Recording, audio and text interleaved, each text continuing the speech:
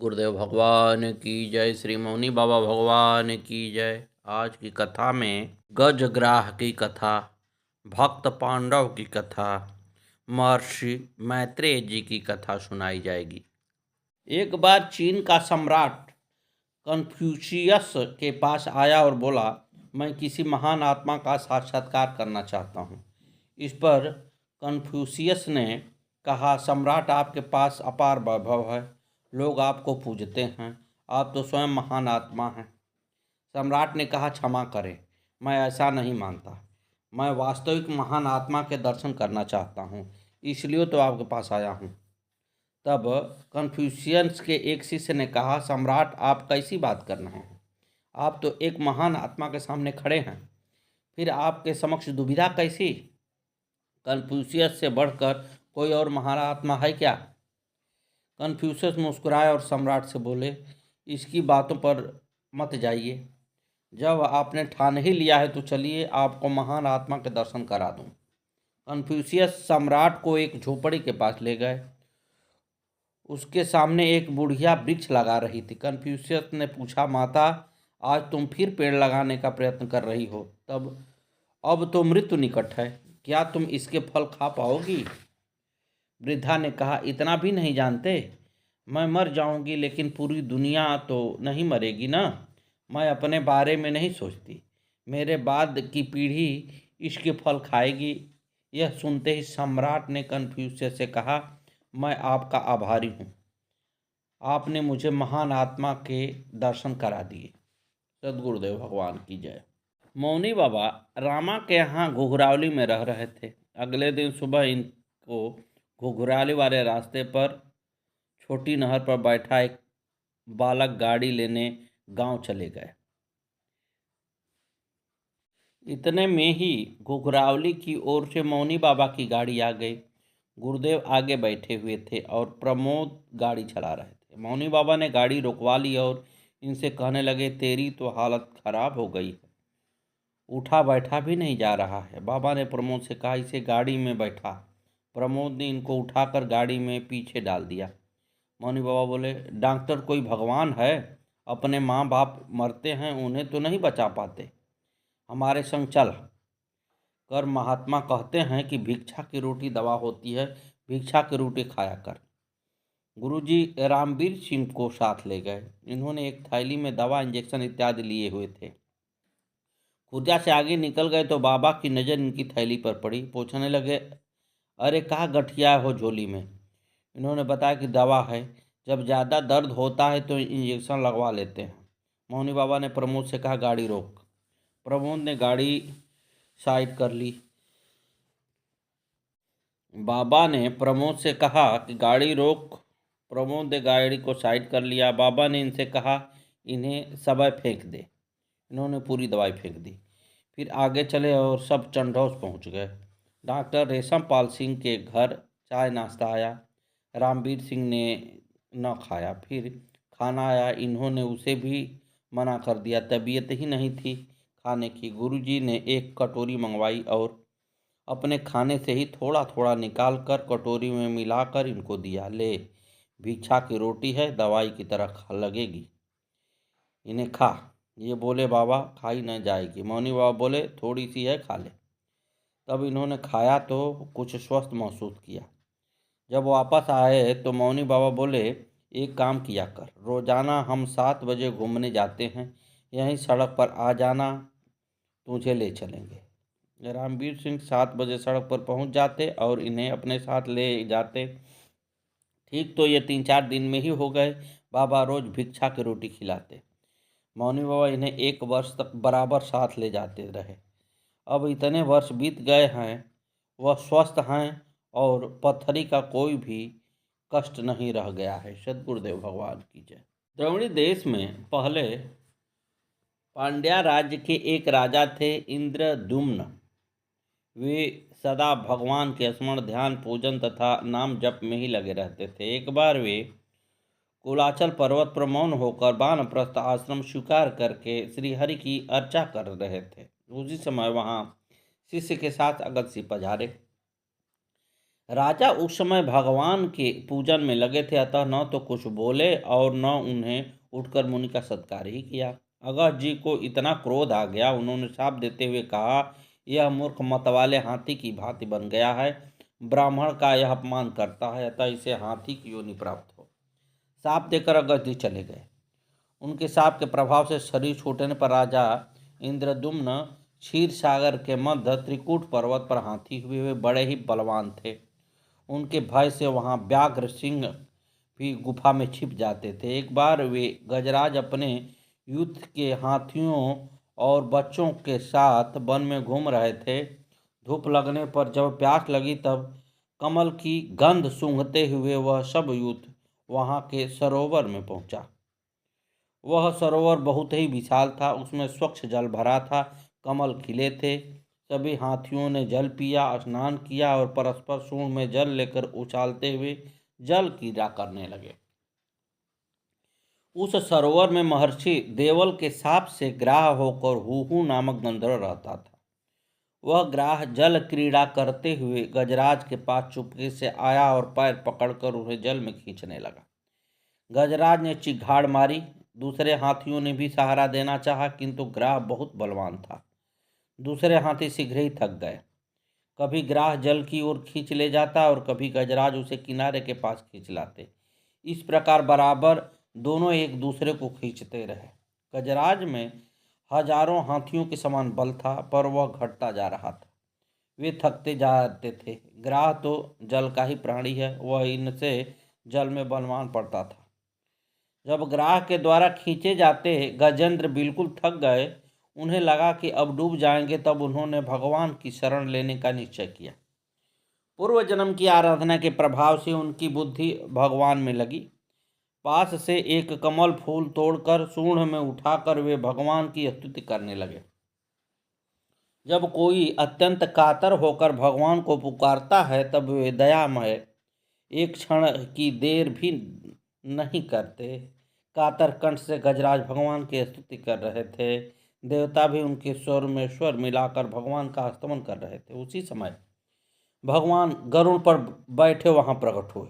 भगवान का दर्शन करके गजराज ने वह पुष्प ऊपर उछाल कर कहा, नारायण, निखिल जगत के गुरु भगवान, आपको नमस्कार।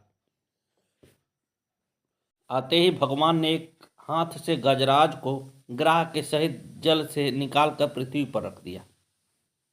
अपने चक्र से ग्राह का मुख फाड़कर भगवान ने गजराज को छुड़ाया। भगवान के चक्र से मरकर ग्राह ऋषि के शाप से छूटकर फिर गंधर्व हो गया। उसने भगवान की स्तुति की और उनकी आज्ञा लेकर अपने लोक को चला गया। गजराज को भगवान का स्पर्श मिल गया था। उनके अज्ञान का बंधन तत्काल नष्ट हो गया। उनका हाथी का शरीर सुंदर दिव्य चतुर्भुज रूप में परिणित हो गया। भगवत पार्षदों का रूप पाकर वे भगवान के साथ उनके नित्य धाम में पहुंच गए। भक्त पांडव का कथा सुने। धर्मो विविधते युधिष्ठिर कीर्तनेन पापं प्रणश्यति वृकोदर कीर्तनेन शत्रु विनश्यति धनंजय कीर्तनेन माद्रीसुतो कथयतां न भवति रोगां। जैसे शरीर में 5 प्राण होते हैं, वैसे ही महाराज पांडु के 5 पुत्र हुए। कुंती देवी के द्वारा धर्मवायु तथा इंद्र के अंश से क्रमशः युधिष्ठिर, भीम तथा अर्जुन और माद्री द्वारा अश्विनी कुमार के अंश से नकुल और सहदेव। महाराज पांडु का इनके बचपन में ही परलोक वास हो गया। माद्री अपने पति के साथ सती हो गई। 5 पुत्रों का लालन पालन कुंती देवी ने किया। ये 5 भाई जन्म से ही धार्मिक, सत्यवादी और न्यायी थे। ये साक्षात सरल, क्षमावान, दयालु तथा भगवान के परम भक्त थे। महाराज पांडु के न रहने पर उनके पुत्रों को राज्य मिलना चाहिए था, किंतु इनके बालक होने से महाराज पांडु के अंधे ज्येष्ठ भ्राता धृतराष्ट्र राजा के रूप में सिंहासन पर बैठे। उनके पुत्र स्वभाव से क्रूर और स्वार्थी थे। उनका ज्येष्ठ पुत्र दुर्योधन अकारण ही पांडवों से देश रखता था। भीमसेन से तो उसकी पूरी शत्रुता ही थी। उसने भीमसेन को विष देकर मूर्छित दशा में गंगा जी में फेंक दिया, परंतु भीम बहते हुए नागलोक पहुंच गए। वहां उन्हें सर्पों ने काटा, जिससे खाए विष का प्रभाव दूर हो गया और वे नागलोक से लौट आए। दुर्योधन ने पांडवों को लाक्षागृह बनाकर उसमें रखा और रात्रि को उसमें अग्नि लगवा दी, परंतु विदुर जी ने पहले ही इन लोगों को सचेत कर दिया था। वे अग्नि से बचकर चुपचाप वन में निकल गए और गुप्त रूप में यात्रा करने लगे। भीमसेन शरीर से बहुत विशाल थे। बल में उनका जोड़ का कोई व्यक्ति मिलना कठिन था। वे बड़े बड़े हाथियों को उठाकर सहज ही फेंक देते थे। वन में माता कुंती और सभी भाइयों को वे कंधों पर बैठाकर मजे से यात्रा करते थे। अनेक राक्षसों को भी उन्होंने मार डाला था।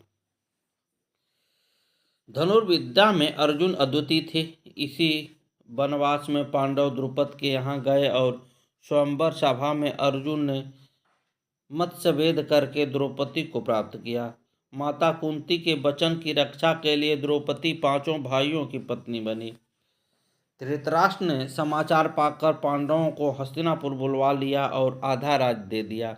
युधिष्ठिर के धर्मशासन, अर्जुन तथा भीम के प्रभाव एवं भगवान श्री कृष्ण की कृपा से पांडवों का ऐश्वर्य विपुल हो गया।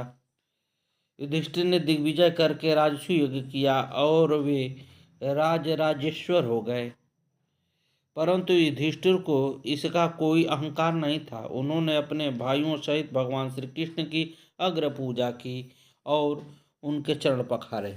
दुर्योधन ने पांडवों का यह वैभव सहा न गया। धर्मराज को महाराज युधिष्ठिर धृतराष्ट्र की आज्ञा से जुआ खेलना स्वीकार करना पड़ा।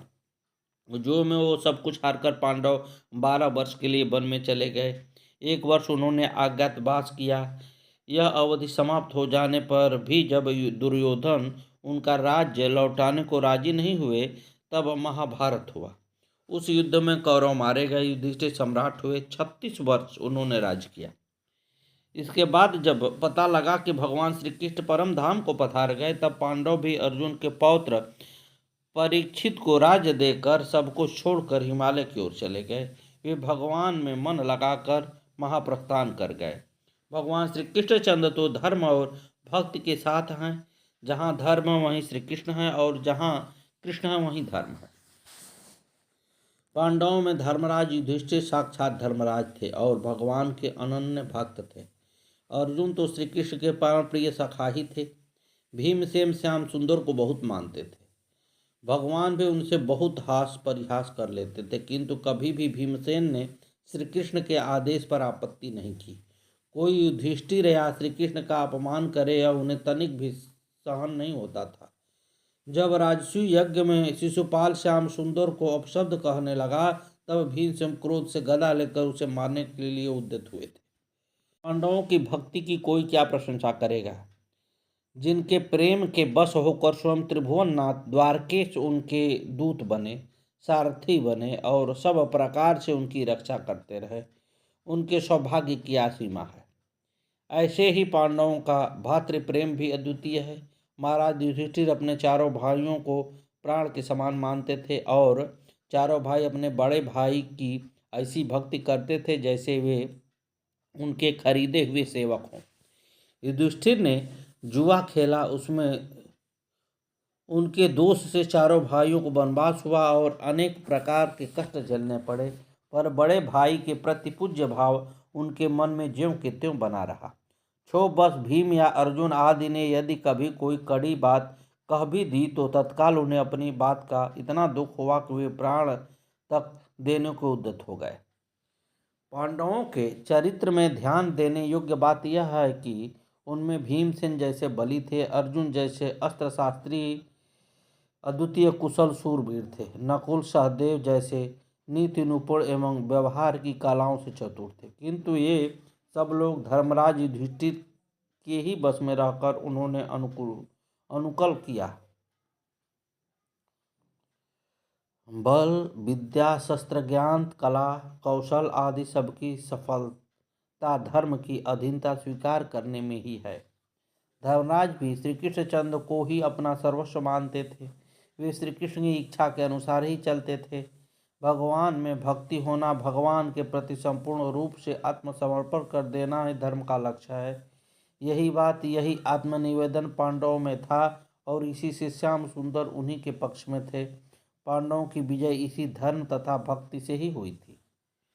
अब आप आए महर्षि मैत्रेय जी की कथा पर।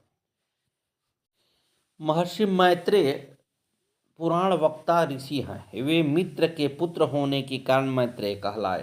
श्रीमद् भागवत में इनके संबंध में इतना ही मिलता है कि ये महर्षि पराशर के शिष्य और वेद व्यास जी के सुहृदय सखा थे। पराशर मुनि ने जो विष्णु पुराण कहा, उनके प्रधान श्रोता यही थे।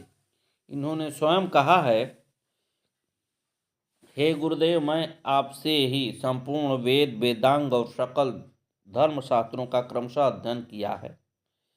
हे मुनिश्रेष्ठ, आपकी कृपा से मेरे विपक्षी भी मेरे लिए यह नहीं कह सकते कि मैंने संपूर्ण शास्त्रों के अभ्यास में परिश्रम नहीं किया है। इसे स्पष्ट है कि जिस प्रकार ये भगवान वेद व्यास के सुहृदय और सखा थे, वैसे ही ये पूर्ण ज्ञानी और शास्त्र मर्मज्ञ भी थे। भगवान श्री कृष्ण की इनके ऊपर पूर्ण कृपा थी। उन्होंने निज लोक को पधारते समय अधिकारी समझकर अपना समस्त ज्ञान इन्हीं को दे दिया था। भगवान जब परम धाम को पधारने लगे, तब खोजते खोजते उद्धव जी उनके पास पहुँचे। भगवान एक अस्वस्थ वृक्ष के नीचे सरस्वती के तट पर प्रभास क्षेत्र के समीप सुखासीन थे। उद्धव जी ने प्रभु के दर्शन किए। उसी समय महामुनि मैत्रेय जी भी वहां पहुंच गए। भगवान ने उन्हें ज्ञान उपदेश दिया और आज्ञा दी कि इसे महामुनि विदुर जी को भेज देना। जब उद्धव जी से यह समाचार सुनकर महान मना विदुर जी इनके समीप पहुँचे, तब वे बड़े प्रसन्न हुए उस भगवत ज्ञान का जिसे उन्होंने विदुर जी को दिया था। वर्णन श्रीमद् भागवत की तृतीय स्कंद के चौथे अध्याय से आरंभ होता है। महामुनि मैत्रेय का नाम ऐसा है जिसे समस्त पुराण पाठक भली प्रकार जानते हैं। मैत्रेय जी ज्ञान के भंडार, भगवत लीलाओं के परम रसिक और भगवान के परम कृपा पात्र थे। इनके गुरु महर्षि पराशर ने विष्णु पुराण सुनाने के अनंतर अपनी गुरु परंपरा बतलाते हुए इनसे कहा है कि इस पुराण को जिसे तुमने मुझसे सुना है, तुम भी कलयुग के अंत में सिनिक को सुनाओ। इस प्रकार ये चिरंजीवी हैं और अब भी किसी न किसी रूप में इस धराधाम पर विद्यमान हैं।